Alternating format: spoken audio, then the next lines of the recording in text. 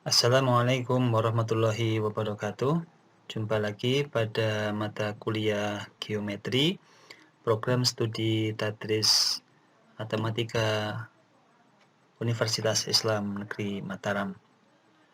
Dan video ini merupakan video yang ketiga untuk pertemuan yang kedua yang merupakan lanjutan dari video pertemuan 2B. Nah, pada video ini kita akan membahas lanjutan bukti yang sudah kita sampaikan pada video sebelumnya. Sebelumnya kita membahas bukti langsung, dan kali ini kita akan membahas bukti tak langsung dan juga bukti menggunakan kontradiksi. Metode pembuktian tak langsung itu merupakan pembuktian dengan kontraposisi. Jika kita melihat bentuk implikasi, jika P maka Q, maka itu ekuivalen atau sama dengan kontraposisinya, yaitu jika non Q maka non P. Anda bisa uji keduanya, misalnya saja menggunakan tabel kebenaran ya. Nanti nilai kebenaran sebelah kiri atau jika P maka Q akan sama dengan sebelah kanan. Jika non Q maka non P. Sehingga untuk membuktikan pernyataan jika P maka Q, apabila kita menemui kesulitan atau kebuntuan, maka alternatif yang lain adalah kita menggunakan kontraposisinya ya. Jadi misalnya pernyataan yang diberikan itu kita bisa nyatakan dalam bentuk implikasi jika maka apabila kita tidak bisa secara langsung membuktikannya, maka kita menggunakan kontraposisinya. Jadi kita menggunakan jika non Q maka akan berakibat non P, atau jika non Q maka non P. Nah, ide inilah yang kita akan gunakan untuk membuktikan dengan pembuktian tidak langsung. Nah, ini adalah hukum, sepertinya kita, kalau dalam istilah kita modus tollens ya, atau ini bisa juga ini kontraposisi. Jadi jika P maka Q, jika diketahui non Q benar maka konklusinya adalah non P atau non P benar. Nah, ini kita masuk contoh. Contoh yang keempat, kita ambil dulu contoh umum ya. Nanti kita akan coba buktikan dengan kontraposisi. Jadi pernyataannya adalah jika X kuadrat bilangan ganjil, maka X-nya bilangan ganjil pula. Nah, ini konteksnya bilangan bulat ya. Bilangan bulat. Nah, bukti akan sulit jika menggunakan pembuktian secara langsung, sehingga kita akan menggunakan langkah lain, yaitu kontraposisi. Ya, coba kita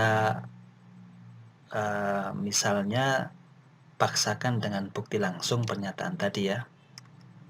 Nah, pernyataan tadi jika X kuadrat bilangan ganjil, maka X-nya bilangan ganjil. Nah, ini kita coba atau kita tuliskan di sini, kita paksakan dengan bukti langsung. Maka berangkatnya dari P ya, jika P ya, jika X kuadrat bilangan ganjil. Jadi hipotesisnya atau apa yang diketahui di situ adalah X kuadrat bilangan ganjil. Alasannya adalah given atau diketahui. Nah, kemudian karena ganjil seperti pada video sebelumnya, maka X kuadrat bisa kita nyatakan dalam 2n plus 1 ya. 2n plus 1, n-nya mulai 0, 1, 2, 3 dan seterusnya. Ini adalah definisi atau formula bilangan ganjil. Nah, kita akan tunjukkan X-nya ganjil. Maka tentu saja X adalah akar dari 2n plus 1. Nah, bentuk ini belum menjamin bahwa akar bilangan ganjil itu adalah ganjil. artinya belum ada ya, sementara belum ada dalam hal ini. Artinya apakah akar misalnya saja 3, atau n-nya di situ kita berikan atau kita ambil 1 ya, maka 2 tambah 2 kali 1 tambah 1 kan 3, berarti akar 3. Akar 3 ya belum kita berani mengatakan apakah ganjil atau genap, kecuali kalau n-nya misalnya 4 ya. Kalau n-nya 4, 2 kali 4 tambah 1, 9. Akar 9 3 ganjil. Tapi misalnya n-nya 1 atau n-nya 2 atau boleh dikatakan x kuadratnya nilainya misalnya 5, 7, 11 kan ini kita masih ada keraguan ya.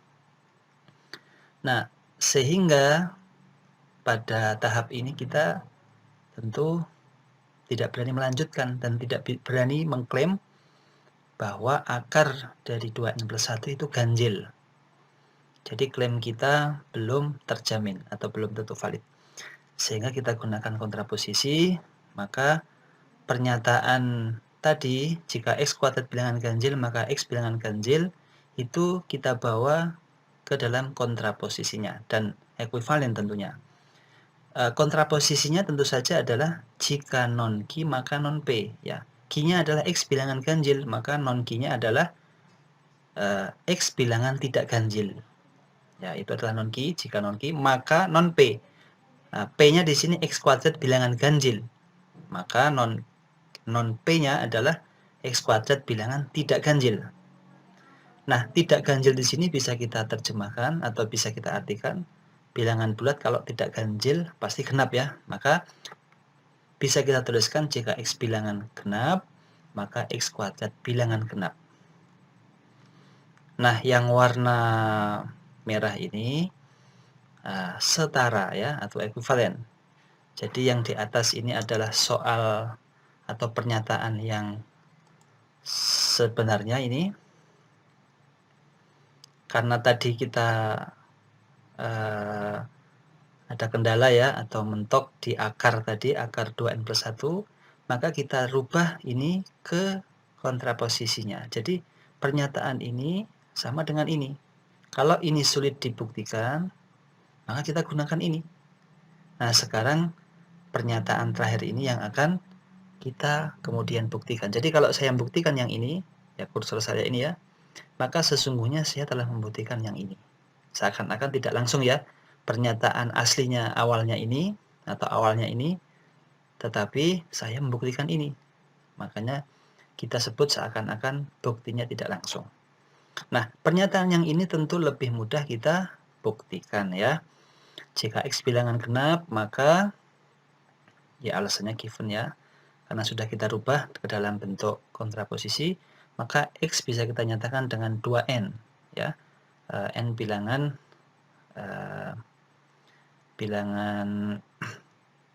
bulat ya, mulai 0 ya, mulai 0 sampai seterusnya. 2n definisi bilangan ini salah ya, ini seharusnya formula bilangan genap ini ya, 2n ini salah ketik lagi, ini nanti dikoreksi. Jadi ini definisi atau formula bilangan genap ya, bukan ganjil. Jadi ini 2n. Baik, kita lanjutkan. Maka ketika saya kuadratkan, jadi kita akan tunjukkan jika x bilangan genap, maka ya Q-nya, non Q-nya tadi ya, x kuadrat genap. Maka kita kuadratkan menjadi ini ya, mudah dipahami. Lalu kita kelompokkan, 2-nya keluar. Ya, maka tentu saja karena di sini ada 2, tentu saja kita bisa mengatakan x kuadrat adalah pasti bilangan genap. Jadi ya terbukti. Jadi kita membuktikan kontraposisinya ya. Jadi implikasi tadi atau soal awal tadi sulit atau kita ragu, maka kita gunakan kontraposisinya. Ketika kita sudah membuktikan ini, maka sesungguhnya kita sudah membuktikan pernyataan yang diberikan di awal tadi. Kemudian untuk contoh pada geometri yang menggunakan kontraposisi sementara belum saya berikan, saya belum menemukannya, akan tetapi pada kesempatan yang akan datang bukan tidak mungkin kita akan menjumpai pernyataan yang mungkin bisa kita buktikan dengan kontraposisi.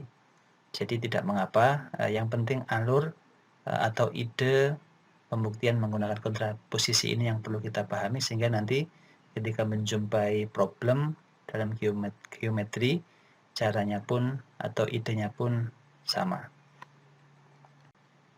Baik, kita masuk ke metode pembuktian dengan kontradiksi. Ya.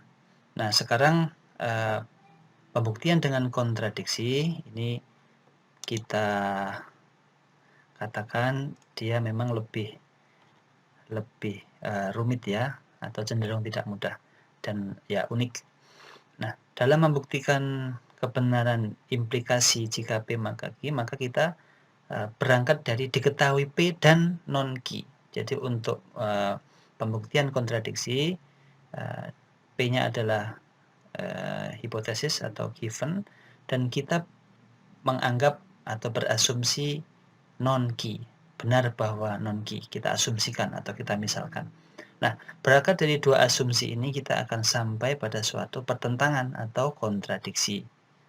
Nah, ya kontradiksi ya pertentangan ya, dua hal atau lebih yang itu tidak logis dan dalam hukum matematika tidak mungkin terjadi. Baik, kita masuk contoh yang menggunakan pembuktian dengan kontradiksi. Nah, kita namakan contoh 5, ini contoh umum atau bukan geometri ya.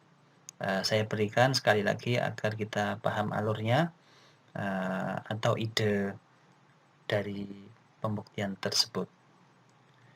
Nah, ini sering kita jumpai ya, mungkin Anda sudah membahasnya di mata kuliah yang lain, mungkin kalkulus ya.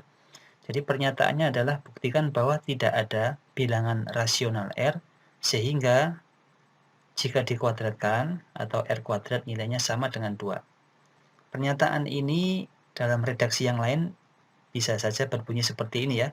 Buktikan bahwa akar 2 adalah bilangan irasional. Sama saja ya, atas dan bawah itu. Karena R kuadrat sama dengan 2, tentu saja nilainya R sama dengan akar 2.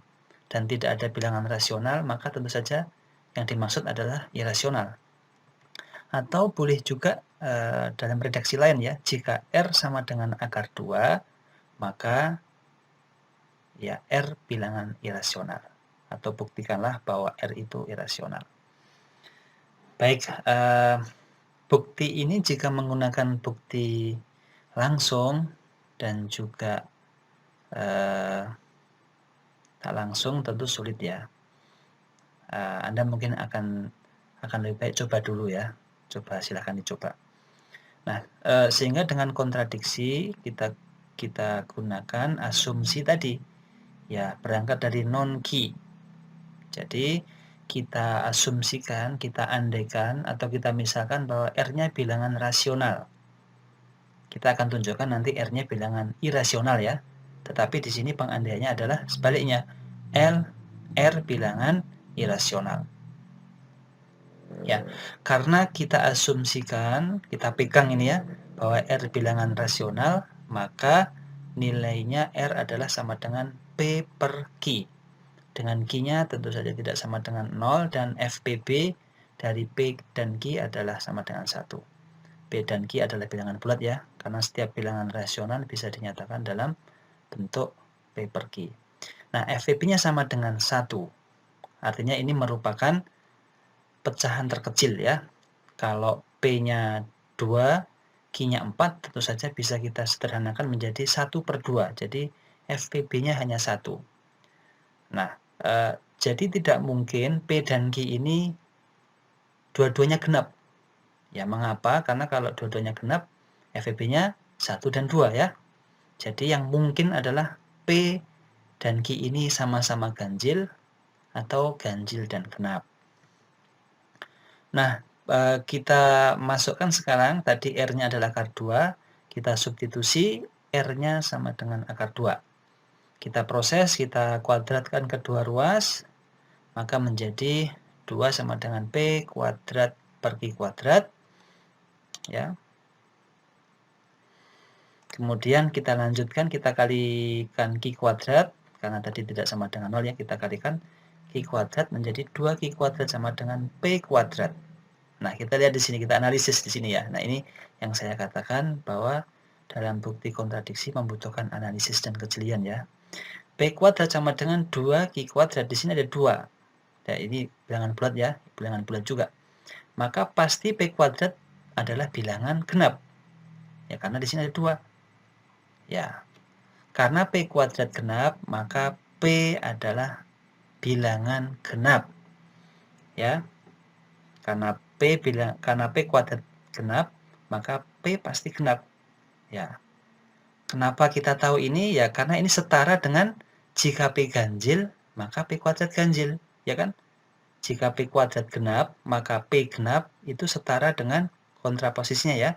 Jika P ganjil, maka P kuadrat ganjil. Atau kemarin kita sudah buktikan kita menggunakan notasi X ya, atau lambang bilangan X sama saja. Sudah kita buktikan ini sebenarnya di video bukti langsung atau video pertemuan sebelumnya 2B ya.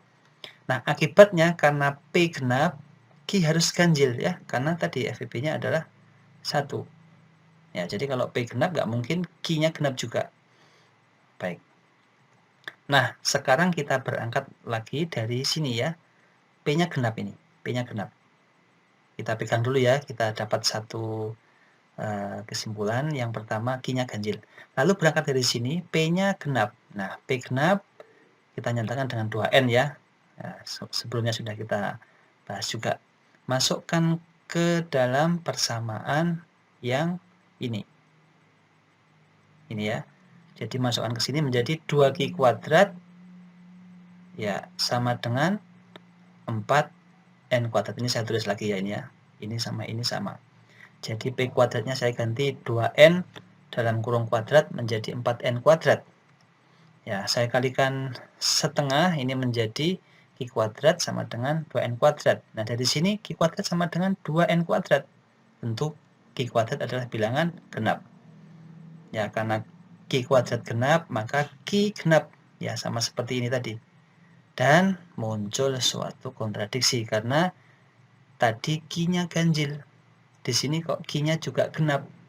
Maka tidak mungkin dua-duanya terjadi sekaligus ya. Sebuah bilangan tidak mungkin dia bernilai genap dan juga bernilai ganjil. Akibatnya pengandaian salah, sehingga yang benar adalah R itu bilangan irasional. Karena kalau tidak rasional atau keliru atau salah, maka yang benar adalah irasional. Baik, kita menuju contoh berikutnya, contoh yang menggunakan bukti kontradiksi, dan contoh ini contoh yang ke-6, dan ini merupakan berkaitan dengan geometri ya. Nah, contohnya atau pernyataannya dalam contoh ini, pada gambar berikut ini ya, jika sudut 1 tidak kongruen dengan sudut 2, maka R tidak sejajar dengan S. Ya, jadi Anda harus paham notasi atau simbol seperti ini tidak kongruen. Kalau sebelumnya kan kongruen, ini dicoret, berarti tidak kongruen. Ini tidak sejajar, ada coretannya ya. Nah, kita akan buktikan dengan kontradiksi. Kalau Anda buktikan dengan langsung ya cukup sulit ya. Artinya mungkin kita bisa mengalami keraguan ya. Kalau sudut 1 tidak kongruen dengan sudut 5, artinya kan sudut 1 besarnya tidak sama dengan sudut 5. Ya, bisa saja sudut 1-nya lebih besar sudut 5, bisa saja sudut besar sudut 1-nya lebih kecil dari besar sudut 5. Jadi ini lebih mudah kita gunakan dengan pembuktian kontradiksi. Jadi kita andaikan di sini non-Q ya. Jadi bukan yang ini yang kita andaikan, ini adalah faktanya, hipotesisnya. Ini yang kita, konklusinya ini yang kita andaikan negasinya ya, negasi dari ini. Jadi andaikan tidak sejajar. Maaf, andaikan ini ya, tidak sejajar maksud saya ya.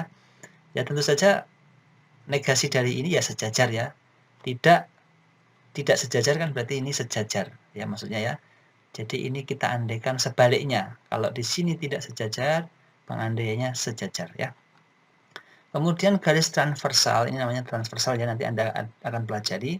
Memotong R dan S di 2 titik, membentuk sudut-sudut yang sehadap yang kongruen ya, karena tadi kita asumsikan, kita andaikan R sejajar S, maka ketika ada transversal T memotong, maka membentuk sudut-sudut sehadap yang kongruen ya, tidak terkecuali sudut 1 dan sudut 5 atau termasuk sudut 1 dan sudut 5, sehingga tentu saja berakibat sudut 1 kongruen dengan sudut 5, atau besar sudut 1 atau ukuran sudut 1 sama dengan besar atau ukuran sudut 5.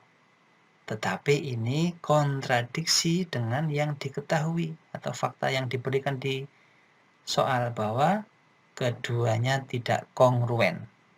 Sehingga karena muncul suatu kontradiksi, pengandaiannya salah, tentu yang benar adalah R tidak sejajar S.